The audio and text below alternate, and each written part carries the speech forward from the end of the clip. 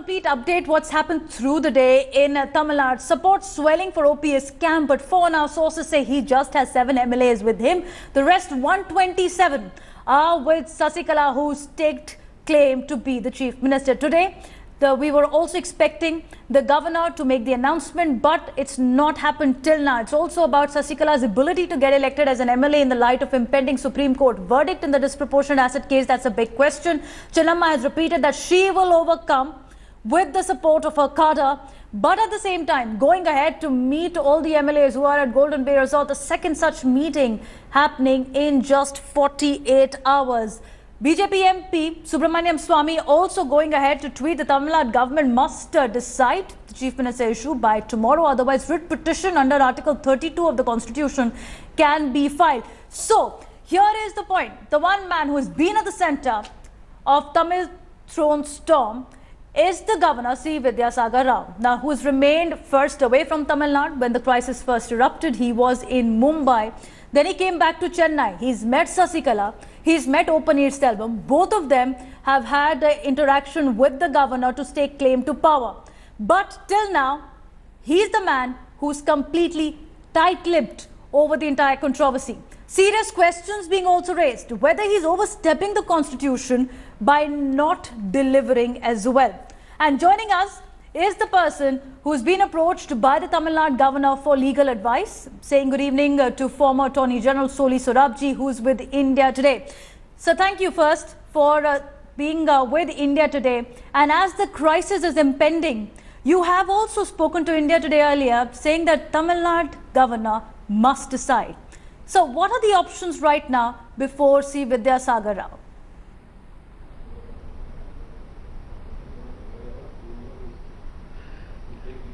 The options before the governor are as follows. Suppose there was nothing pending in the Supreme Court and the High Court judgment has completely cleared Sasikala of corruption charges, then of course you'd have to act according to cabinet advice and determine the majority by floor test in the House. That's the only way to do it. But the problem is the Supreme Court has admitted the appeal against the High Court judgment. Appeal has been heard and the judgment is expected next week sometime. So what the governor has done is not declined. He can't decline the request. He has just deferred it. Deferred it for 2 or 3 days, by which time the Supreme Court judgment will be pronounced and then matters will become clear. And then he'll act according to the judgment. If the Supreme Court says no High Court judgment is correct, Sasikala is not in any involved in corruption, then it's very straightforward. Then suppose have a floor test to determine the majority and swear her in or swear any other person the party wants. But if the Supreme Court holds, and it's possible that Sasikala is guilty of corruption, has committed offences under the Prevention of Corruption Act, then the governor need not can't call her to form the government, can't swear her in as chief minister. It will be very anomalous that to swear some person as a chief minister, she incurs disqualification because of corruption charges, and under 192 she is disqualified. So in these circumstances, I think the governor may well wait for 2 or 3 days for the Supreme Court judgment to be pronounced, but it can't be indefinite.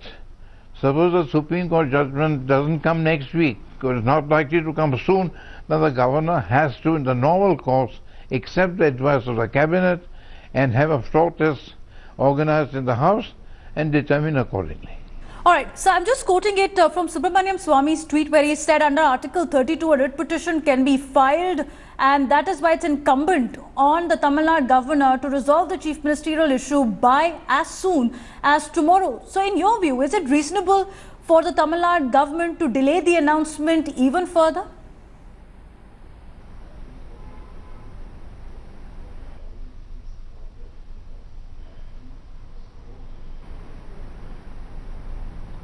Mr. Sorabjee, if you can hear me at the moment, sir, Subramanian Swamy has said that under Article 32 a writ petition can be filed, and that is why it's incumbent on the Tamil Nadu governor to make the announcement on the chief ministerial issue as soon as tomorrow. So what's your assessment of the situation? Can Tamil Nadu governor afford any more delay?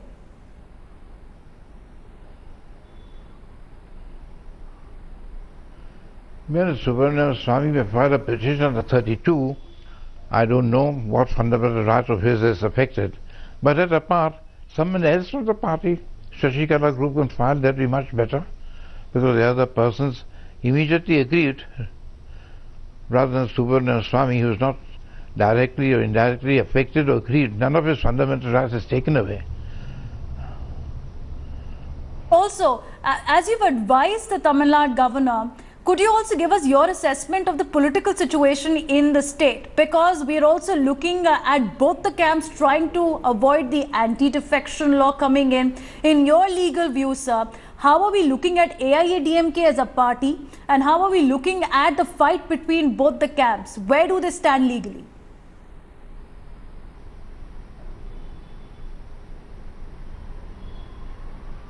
Sorry, I can't hear you at all. So we'll try and fix that audio connection with you in just a bit, but let me go across to my colleague Padmaja Joshi till then, who's been tracking the development. So that's the word coming from the man who's advised the Tamil Nadu governor as well, Padmaja. He has said that indefinite delay by the governor is not possible at this point of time for the chief ministerial announcement. It has to be done as soon as possible. 2 to 3 days before the Supreme Court verdict comes out can be waited, but not indefinitely.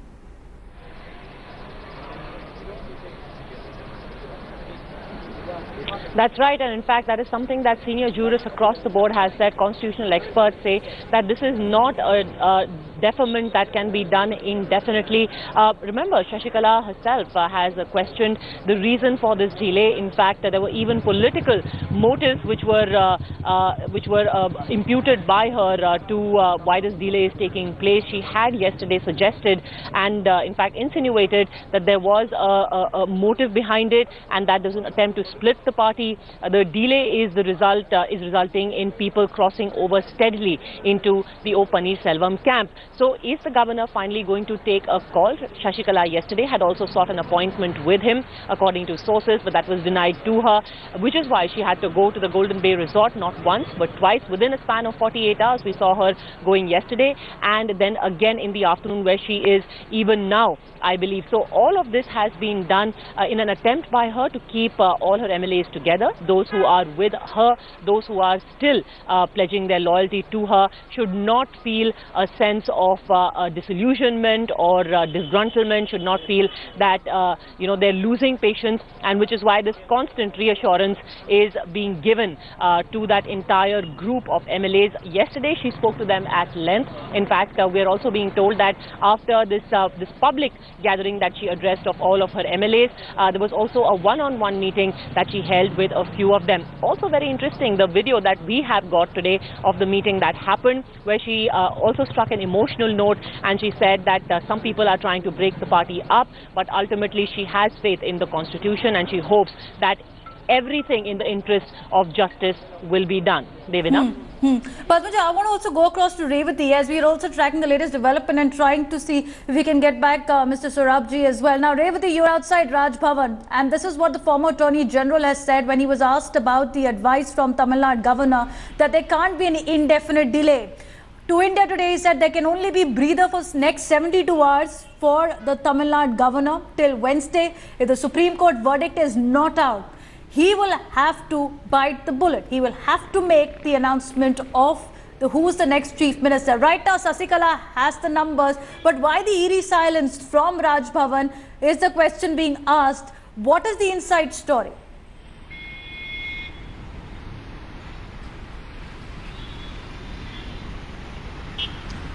Well, as we reported earlier, the governor's line of thought has gone alongside that. He is responsible for giving Tamil Nadu a stable government and swearing in somebody whose case is pending, a verdict in the DA case is pending against Sasikala. So, someone of that sort, if he swears in Sasikala, there is no it's not sure whether there will be a stable government. That's a line of thought that we have reported earlier as well of the governor, that we sources told us from the governor's office. But important point here, Divina, today Maitreyan MP had met the governor just about half an hour ago. He came in around 5:30 p.m. and left within about 45 minutes.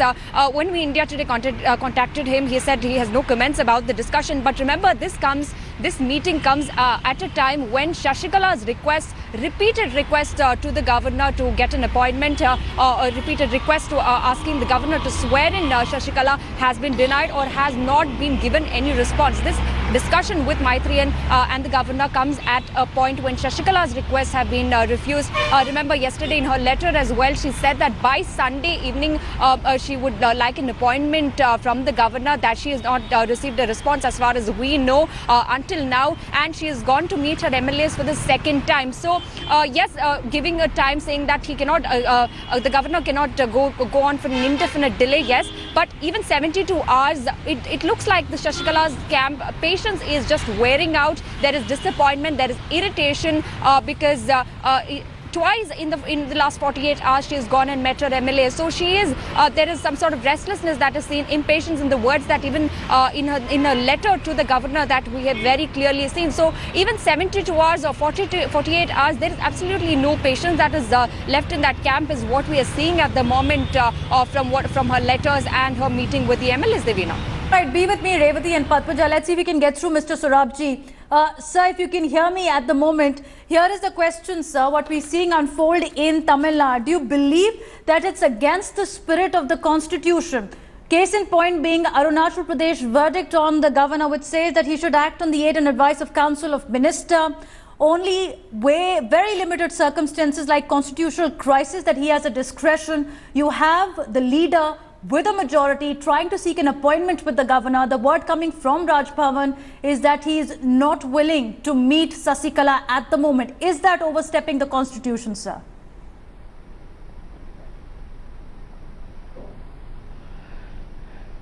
I don't know why it's not meeting Sasikala, but the question is, please remember, don't forget the main issue involved. Governor in the normal course has to accept the advice of the cabinet, organize the summoning of the House, see the floor test to determine majority and act accordingly.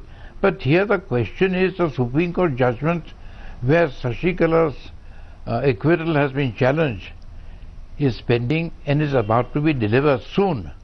So for 2-3 days, if he really takes time to decide whether to call her or not, I don't see it. You can say that his action is lacking in bona fides. Because look at the situation. Suppose Supreme Court holds that Sasikala is guilty of corruption, has committed offences under the Prevention of Corruption Act, then she is disqualified. Then the bizarre situation will be that you swear her in and then she steps down because Article 192 incurs disqualification. So the governor waiting for a short time till the Supreme Court pronounces judgment, I don't think it's really malafide or anything of that kind.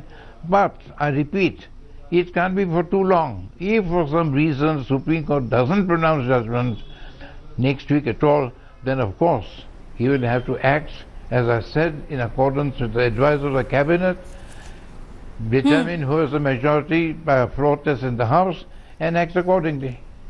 Okay, so he has no decline, he has deferred.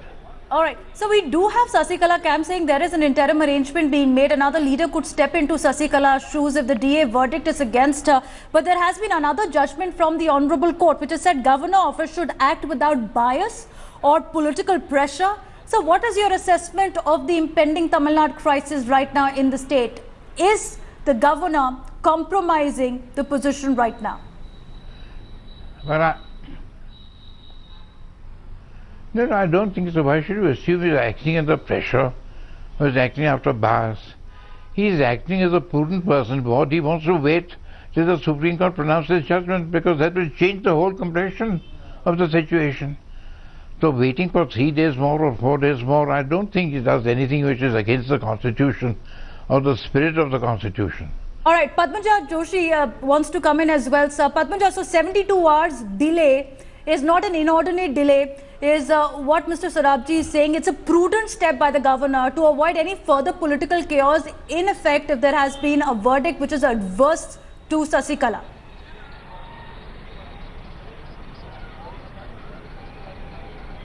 Mr. Sorabjee, my question to you is, there are demands now being made that the situation is fit for President's rule. What are your thoughts on that? No, I don't think so. You don't impose president's rule. Yes, sir. There are demands from within the Paneer Selvam camp where they're saying... I don't think that demand is justified.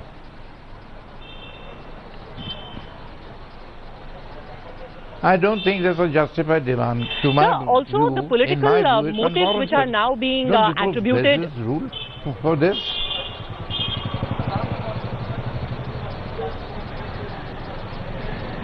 Attributed whom? Hello? Sir, you believe that the president's rule demand is not justified? Yes, Padmaja, go ahead. Downlinking, but sorry, please go on about president's role.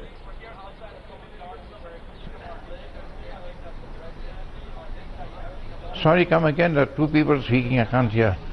In my view, there is no warrant to impose president's rule. Yes, sir, please complete your point about the president's role. The thing will be clear. Wait for the Supreme... No, I'm telling you, I think there is no warrant, no justification for imposing president's rule.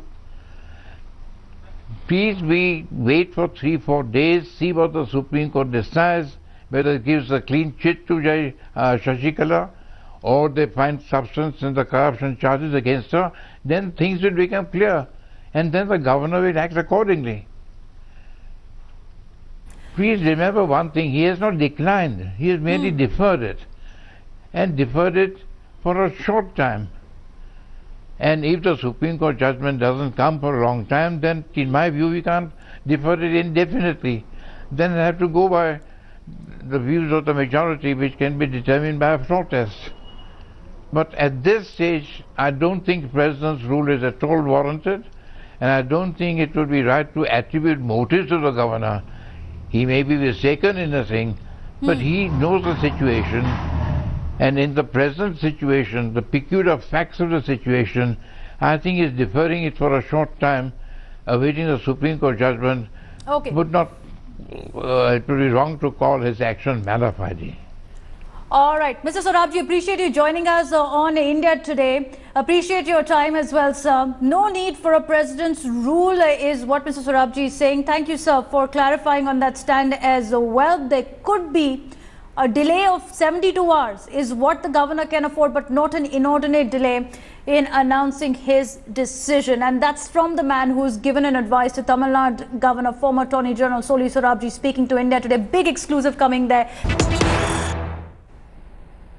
Well, now more news coming in. Sasikala's meeting with her MLAs is over at the Golden Bay Resort. She's met the MLAs for the second time in the past 48 hours. She's hit out at Paneer Selvam as well, accusing him of dividing the AIADMK. Visuals on your screen just a short while back where she arrived and was greeted by locals at Kuvathur with Aarti, a show of strength for Sasikala on the ground. Going right across to Padmaja Joshi, who's been tracking all the news.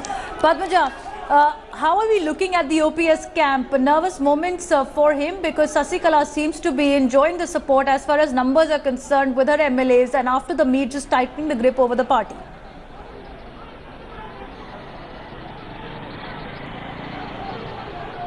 Well, in fact, what she has said right now is something she had said even while leaving Forest Garden. She has just reiterated that, said it in a meeting full of her MLAs. Now her target is Paneer Selvam and the governor, both of them. She is saying the attempt now by both of them in conjunction, and yes, of course, a political motive is also being attributed to the delay that we've seen so far in Sasikala being allowed to prove her numbers or show her majority, is that they want to split the party down the middle, and which is why the confinement of these MLAs is only going to be strengthened further. I'd also like to add over here that my colleague Ashish is reporting from the resort where this meeting was taking place. Such is the level of security, and one can even call borderline paranoia around that resort now, given the few MLAs who are trying to cross over, that the media was not allowed. The media which was trying to talk to a few of the MLAs, their phones were taken away. In fact, some of the press persons are even protesting this kind of outlandish behavior, why some people one assumes are affiliated to the Sasikala camp of the AIADMK. But this also reflects, the behavior that we are seeing also reflects now the fear that is, the current of fear that is now flowing through the Sasikala camp, where they do not want to take any risks at all. all. Devina. And are waiting for the governor's final decision as well. Thanks so much, Padmaja, for joining us. Have to take a short break. And as they say, while not taking action, you're still taking action, is what the word is coming out for the governor.